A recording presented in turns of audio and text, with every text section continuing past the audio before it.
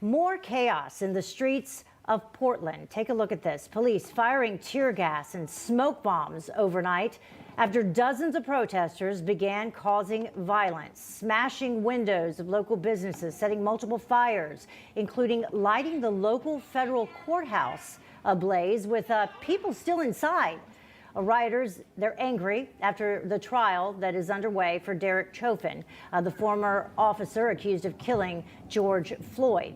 Well, Portland has been the center of violent civil unrest since after Floyd's death, which was back in May. And joining us to discuss is the editor at the Post Millennial and author of the book Unmasked, Andy Ngo. And Andy, you were in Portland this past summer. You know firsthand the chaos that ensued. What are your thoughts of seeing it happening again?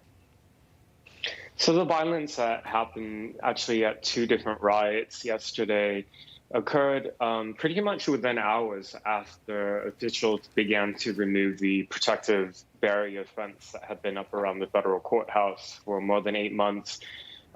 You and your viewers may recall the months and months of nightly violence that happened out last year. A lot of that was targeted against the federal courthouse in downtown Portland. Mm-hmm. Well, the rioters saw that as soon as there was an opportunity to attack the building again, they did. First in the afternoon yesterday, when they tried to storm inside the lobby of the building. This is after breaking into at least 2 banks. And then returning later at night and setting fire to the building where people are inside.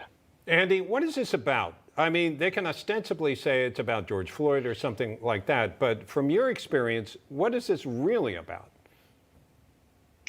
This is about hatred for the United States. If you listen to their own words, before they would have said it was to oppose fascism, to oppose Donald Trump, and that's how the media would have covered it. In fact, the headlines last year poured fuel on the flames by referring to the federal law enforcement officers as Trump's Gestapo and secret police. Well, that excuse can't be used this time, and the actions of the rioters are still the same, which is they're doing this because they hate the United States, and they want to attack particularly institutions that represent the rule of law.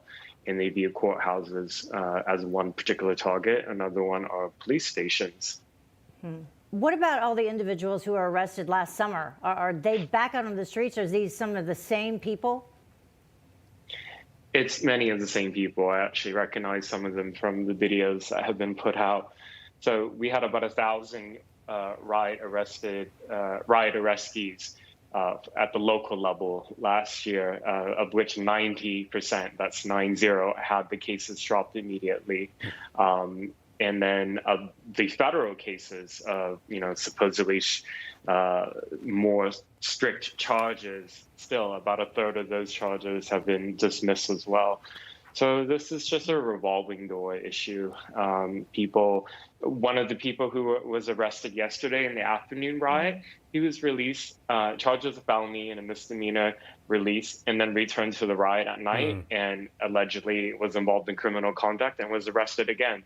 So 2 times within 24 hours. This is very emblematic of the problems that we are seeing on the ground in places like Portland and Seattle. Yeah, and Andy, I always got the feeling last summer that Democrats didn't really want to push to have these people arrested and put down these protests because they felt they really were on their side politically, if you will. But as you're saying, that's not what this is about. They made it look like that. So what's going on with the local leadership, the local government? Why won't they put these protests down? Because I think there is a faction of them who have sympathies for actually what they think these riots and protests are meant to demonstrate, which is to show opposition to what they view as a corrupt nation whose institutions cannot be reformed, but rather need to be destroyed. Certainly, if you listen to some of the rhetoric of people on city council, I think another example is like that of Mayor Ted Wheeler. He's just been cowed into fear. I mean, after they rioted at his home last year, he literally fled, had to leave his home. So All right. we have bad leadership and we have weak leadership. Yeah. All right. Well, Andy, we're out of time, but next time I'm going to talk to you about your book, Unmasked, and not canceling Mumford and Sons because they talked about it online. We'll talk about that next time. Thank you, Andy.